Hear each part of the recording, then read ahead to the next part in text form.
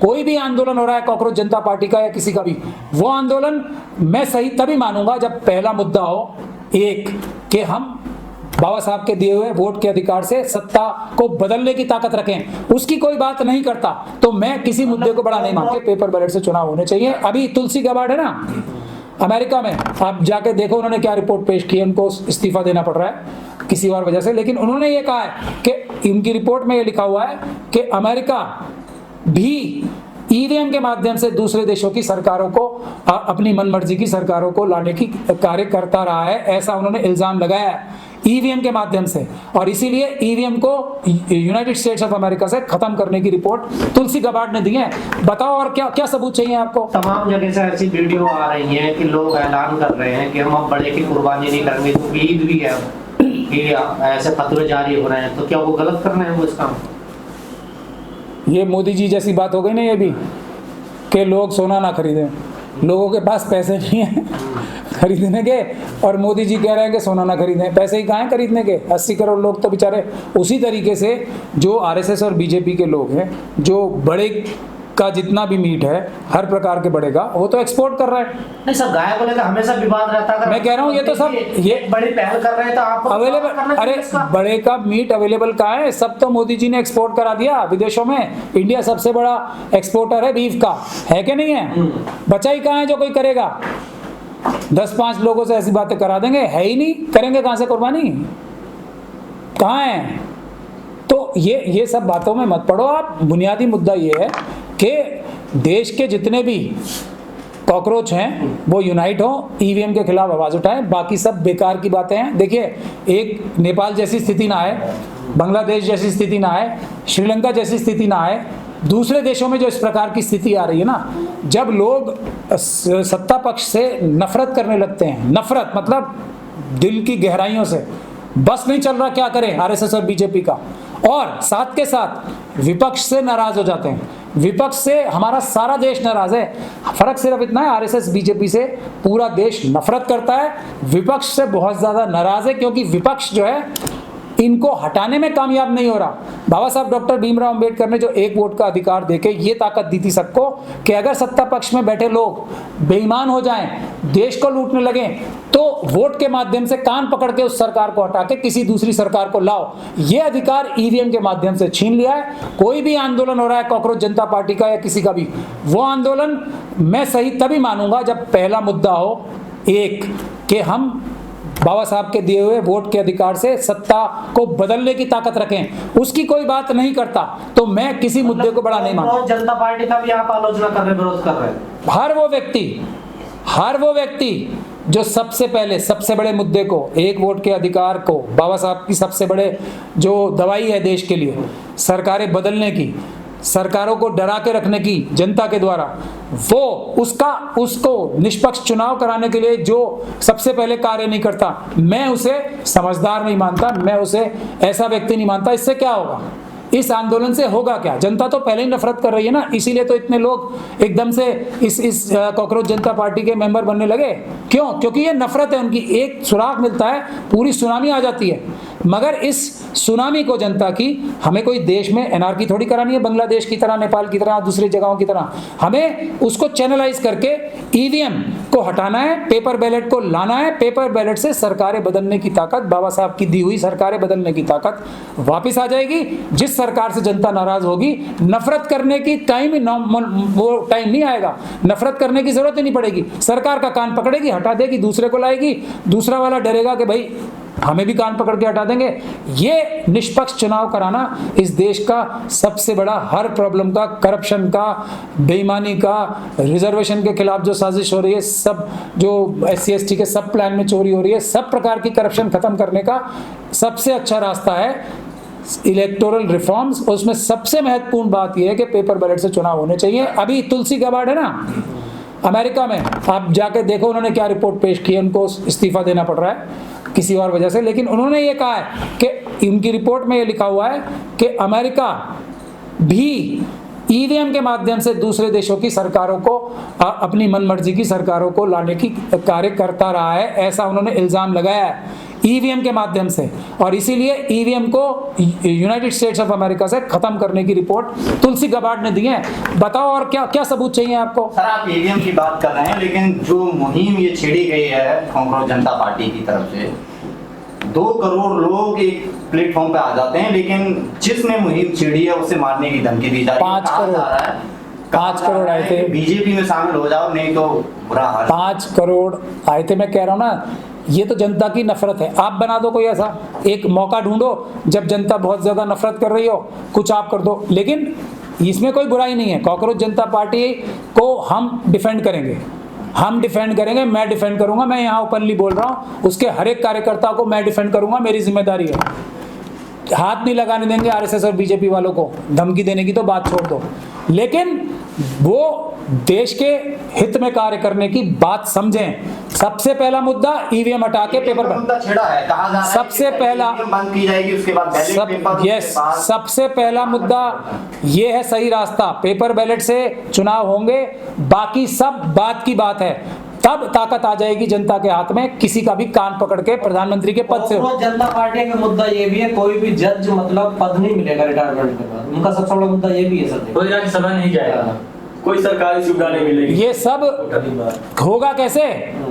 जब सरकार बनेगी अच्छी वाली, ईवीएम नहीं होगा तभी तो बनेगी। वरना आप कुछ भी प्रदर्शन करते रहो, अगला वाला जो भी आएगा वो सबको लालच होता है ना कि भाई इस जज से काम कैसे कराएं, इस चुनाव आयोग से काम कैसे कराएं। यही लालच तो देंगे। कानून बनाने से होगा? कानून तो बहुत सारे हैं ना, कानून का पालन नहीं होता है। ये इन बच्चों को, जेन जी वालों को समझना पड़ेगा। कानूनों में बुराई नहीं होती है, कानून का इम्प्लीमेंटेशन, तोड़ मरोड़ के इम्प्लीमेंटेशन करने, उसमें बुराई होती है।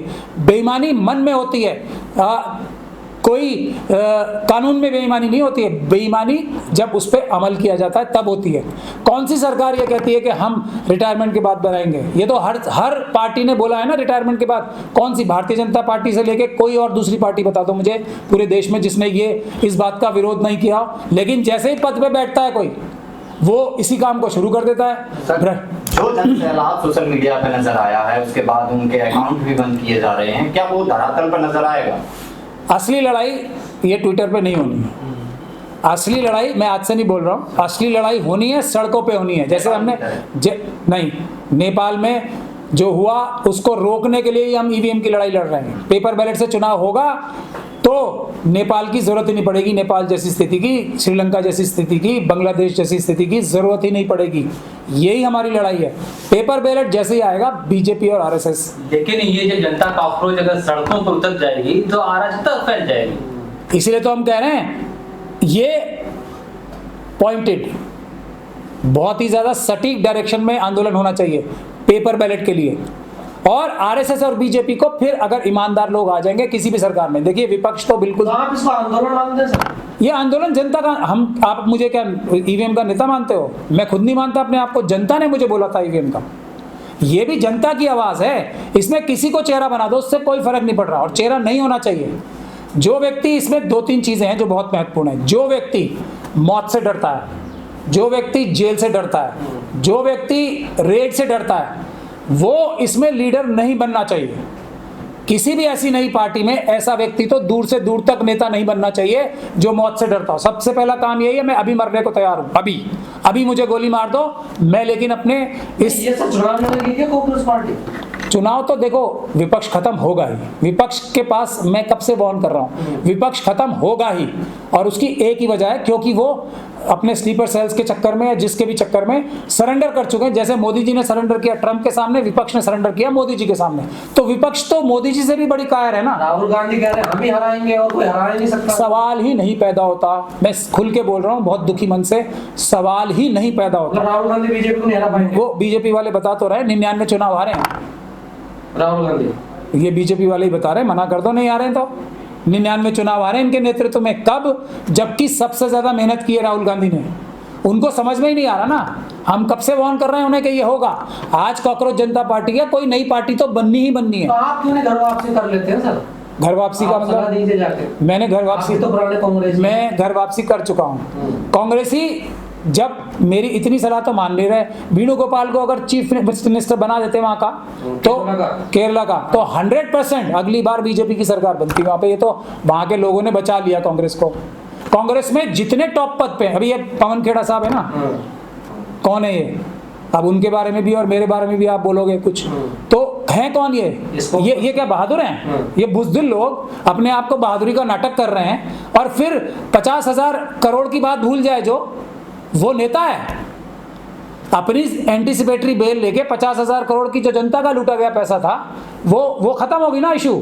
ये है कांग्रेस का चाल चरित्र चेहरा जो आज बन गया है। ऐसे नेता, और कांग्रेस के अंदर एक से बढ़कर एक बहादुर वर्कर पड़ा है, एक से बढ़कर एक ईमानदार नेता पड़ा है, लेकिन वो एड़ियां रगड़ रहा है। और ये फ्रॉड, जितने फ्रॉड हैं वो उतने बड़े पद पर हैं कांग्रेस में, जितने फ्रॉड है ढूंढ के, जैसे बीजेपी में है ना, जो बेस्ट फ्रॉड्स हैं वो तो बीजेपी ने छीन लिया। कांग्रेस कितनी मेहनत कर रही है, सड़कों पर दौड़ रही है, बहन जी से मिलने जा रहे हैं, बहन जी मिल नहीं रही।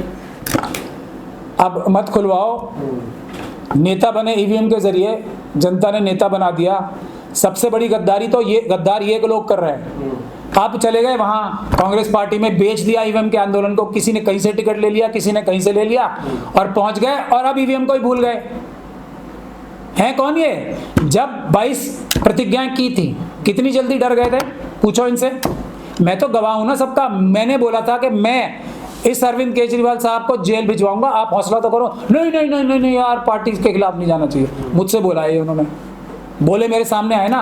और ऐसे लोगों को पसंद कौन कर रहा है? ये बहादुर आदमी है जो 22 प्रतिज्ञाओं के लिए नहीं रुके, 1 मिनट में पाला बदल लिया और पूरे देश में आंदोलन क्या चला रहे। ये सब लोग, इसीलिए कांग्रेस को भी तो ऐसे ही लोग चाहिए, ले लिया सब। ये सिस्टम है आरएसएस का। अब मायावती जी की टक्कर लेंगे ये। मायावती जी कुछ भी ना करें, घर में बैठी रहें, ये उनके आसपास भी नहीं आ सकते कभी भी। और जिस ये मतलब अगर वो 1 करोड़ हैं तो ये एक भी नहीं है, सारे मिलके, ये राजेंद्र पाल गौतम एंड पार्टी सारे मिलके, मायावती जी उनको इतनी, इनसे तो इतनी बड़ी हैं वो। अगर 1 करोड़ हैं तो ये सारे मिलके एक भी नहीं है उनके सामने। इन्होंने किया क्या है? उन्होंने जानते भी लेके काम किया है। ये है कौन? तो चाहे जो चाहिए था से। किस लिए गए थे वहां पे वो बताओ मुझे। अपनी फोटो खिंचवाने ना, फोटो खिंचवाने गए थे ना। देखो हम कितने शरीफ हैं, हम तो मायावती जी से मिलने जा रहे हैं, अपने आप को हाईलाइट करने ना। तो ऐसे मिला जाता आगे नेताओं से? ऐसे मुझे क्या पता, ये इनसे पूछो ना, जो एक ड्रामा क्रिएट करते हैं हर चीज का। अभी देश कितने खतरे की हालात में है, लेकिन इन्हें अपने ड्रामे से फुर्सत नहीं है। ये ड्रामा था पूरा। तबीयत जानने गए थे मैन जी की, वहां पे जाके जानेंगे, और कैमरे साथ लेके गए थे, है ना। तबीयत देखने आदमी पूरी मीडिया की टीम को लेके जाता है ना, और हम सब लोग बेवकूफ है। इसीलिए ये जो लोग हैं ना, मायावती जी को ये दिखाने के लिए, अब वो क्यों मिलेंगी इनसे? पहले मुझे ये बता दो, हैं कौन ये? अरे एससी सेल के चेयरमैन हैं वो, एससी सेल के चेयरमैन कांग्रेस के। अभी इनको क्यों बनाया था? बहुत सारे लोगों को, बिहार का इलेक्शन हुआ ना, क्या हुआ नेचर? 0, 0। जितने इलेक्शनों में गए ये लोग, जो डॉक्टर ऋतु का आंदोलन था, आज जब मुझसे खुलवाई रहे तो खुल लो, ये संघर्ष किया डॉक्टर ऋतु ने, उसके कंधे पे सवार होकर नेता बने। संघर्ष किया ईवीएम में जनता ने, दूसरे लोगों ने वहां खड़े होकर प्रेस में बाइट्स देके नेता बने ये लोग। तो ये असली लड़ाकू थोड़ी है। इन्होंने कौन सा आंदोलन किया है, कौन सी लाठी खाई है? जब हम लोग लाठियां खाते थे, हमारे पीछे खड़े होकर हमें रोकते थे। बहन जी को दरवाजे खोल देने चाहिए थे, इनसे मिलना चाहिए था। इनसे क्यों मिले बहन जी? ये मुझे एक वजह बता दो। जो जय भीम आंदोलन के साथ गद्दारी कर रहे हैं, जो जय भीम आंदोलन नहीं चला रहे ठीक से, जिन्होंने 22 प्रतिज्ञाएं लेके, जब मैंने इनसे खुद कहा था ना, मैं गवाह बैठा हूँ ना, एक शादी में मिले थे मुझे, वो ये है ना जज साहब, मनोज साहब, उनकी यहाँ शादी थी कोई, ये वेस्टर्न कोर्ट में, वहाँ ये मुझे मिले थे। मैंने कहा था मैं अरविंद केजरीवाल साहब के खिलाफ FIR कराऊंगा, आपको कैसे निकाल देंगे वो ऐसे। नहीं यार, समझा करो, ये मुझसे कहा है। आप बहन जी की गलती नहीं मानते बिल्कुल? उनकी क्या गलती है? वो अपने घर में बैठी हैं। ये है ना जबरदस्ती जाके जो एक उनको एक तरीके से किसी प्रकार से नीचा दिखाने के लिए गए थे वहां पे, कि वो एरोगेंट हैं, ये सब हैं। तुम हो कौन? तुमसे क्यों मिलेंगी? गद्दारों से मिलेंगी वो नहीं देख रही कि ये क्या क्या काम करके क्या इन्होंने कौन से आंदोलन करके कौन सी लाठी खाई है, एक बता देंगे। ये जितने गए हैं ना कांग्रेस में, दलितों की लड़ाई लड़ रहे हैं वो। हाँ, तो लड़ाई तो दलितों की नेता, बहन जी ने तो लाठियां खाई हैं। बहन जी ने अपनी जान हथेली पे रख के बहन जी को तो मार दिया गया था इन्होंने गेस्ट हाउस। इस्तीफा दिया है मंत्री पद से। इन्होंने इस्तीफा दिया है, लात मार के निकाला गया है इन्हें, लात मार के निकाला गया है, इस्तीफा दिया है इन्होंने। और फिर उसी पार्टी में जब तक रहे जब तक कि एमएलए का वो था, दिखाई दी हिम्मत। अब मुंह मत खुलवाओ, इसीलिए मेरा मुंह मत खुलवाओ बस। क्या कांग्रेस ने भेजा था इनको? कांग्रेस, यार कांग्रेस में ऐसे ऐसे 500 लोग रोज आते हैं जाते हैं, कांग्रेस को पता है कब किसको लेके क्या उसका इस्तेमाल करना है। आरएसएस ने भेजा था इन्हें कांग्रेस में, आरएसएस के प्लांटेड व्यक्ति हैं कांग्रेस राहुल में। गांधी को खुश करने की कोशिश कर रहे हैं। राहुल गांधी को ये खुश करेंगे, मैं वही तो बता रहा हूँ। ये किसी आंदोलन में ये डॉक्टर रितु से पूछो जाके आप, डॉक्टर रितु को आंदोलन से रोकने की कोशिश कर रहे थे, पूछो जाके उससे। मैं तो यहाँ बैठा हूँ ना, अभी जाके पूछो उससे। रोक रहे हैं, उनका साथ दे रहे थे। डॉक्टर रितु से ही पूछ लो इनकी क्या क्या हरकतें थी, सारे जितने कांग्रेस में ज्वाइन किए हैं, पूछ लो जाके। मेरी बात नहीं मान रहे ना कि नहीं बेटा ऐसा हो जाएगा, समझा करो, अब बहुत हो गया। किस किस से डॉक्टर रितु को फोन नहीं कराए गए? जजों तक ने फोन किए डॉक्टर रितु को कि आंदोलन बंद कर दो, अब खुलवा लो सारी बातें। ये हालत है, आंदोलन तोड़ने वाले हैं ये। और उनको प्रोजेक्ट करके आरएसएस ने कि जी ये डॉक्टर रितु का आंदोलन लीड कर रहे थे, ये ईवीएम के नेता हैं, आरएसएस ने प्लांट कराया। आरएसएस ने अब कांग्रेस की बेइज्जती कराने के लिए मायावती जी के पास, इनको पता नहीं था मायावती जी नहीं मिलेंगी। इनको क्या समझती है मायावती जी, इनको नहीं पता है। मायावती जी जमीन से उठ के मतलब जीवन और मृत्यु की लड़ाई लड़के यहाँ तक पहुंची हैं। अगर वो खड़ी हो जाए ना, किसी और की जरूरत नहीं है देश में। ये जेनजी वेंजी सब उन्हीं के पीछे लग जाएगा। ये हमारा सबका दुर्भाग्य है कि मायावती जी किसी भी वजह से, वो भी स्लीपर सेल ही हैं उनके चारों तरफ भी, मिश्रा जी हैं तो पता तो है आपको, वो उन्होंने रोक रखा है। मायावती जी इस देश की आज भी सबसे मजबूत नेताओं में से एक मजबूत नेता हैं। उनकी इतनी कुर्बानियां, इतनी लड़ाइयां हैं। और गौतम जी कह रहे हैं हमारे समाज की बड़ी लीडर है, हम दोनों की तबीयत हालचाल पूछने जा रहे थे। देखिए अगर वो सर्टिफिकेट इनको दे दें कि ये गद्दार है तो ये गद्दार घोषित हो जाएंगे। अब आप जाके मायावती जी से पूछ लो, आप भी है, बिना सबूत के अपमान कर। अगर मायावती जी ने इन्हें गद्दार कह दिया तो फिर ये अपने आप को गद्दार कबूल कर लेंगे। ये है मुद्दा। अगर वो बड़ी नेता हैं तो उनका जो भी मत होगा इनके बारे में वो चलेगा। बड़ी नेता मानते हैं? मैं तो बिल्कुल, मैं तो कह रहा हूँ जिंदगी और मौत की लड़ाई लड़के यहाँ तक पहुंची हैं वो। ऐसे नहीं कि आंदोलन रितु सिंह का पहुंच गए वहां पे फोटो खिंचवाने, ऐसे नहीं कि पैर पकड़ के जब ये आम आदमी पार्टी में हो रहा था कि मुझे किसी तरीके से जुगाड़ करके पहुंच गए, मंत्री बन गए। इन्होंने SC/ST सब प्लान में वो दिया है, इन्हीं राजेंद्र पाल गौतम के मंत्रालय, मेरे पास है केस कि हमने ना पैसे दिए हैं ना हम देंगे, मेरे पास इनका सर्टिफिकेट है इनके मंत्रालय। योजना में घोटाला बताया जा रहा। देखिए ये घोटालेबाजी तो है सब। जो SC/ST सब प्लान में मंत्री, ये मैं उनसे डायरेक्ट सवाल कर रहा हूँ, ये कांग्रेस पार्टी में जाके क्या करेंगे? कांग्रेस पार्टी का वैसे ही बेड़ागर्क हुआ हुआ है, ये और बेड़ागर्क करेंगे। मेरे पास एफिडेविट है, अभी ये कांग्रेस पार्टी में ही मेंबर है, मैं मगर उनका नाम लूंगा तो उनका कांड हो जाएगा। उनके केस में दिल्ली हाई कोर्ट में राजेंद्र पाल गौतम जी जब SC/ST ये सोशल जस्टिस मिनिस्टर थे, हमने ये लगाया था कि आपने सब प्लान इंप्लीमेंट क्यों नहीं किया, तो उन्होंने ये कहा हम नहीं करेंगे इंप्लीमेंट, और हम इसमें से चोरी कर रहे हैं। ये एफिडेविट है मेरे पास।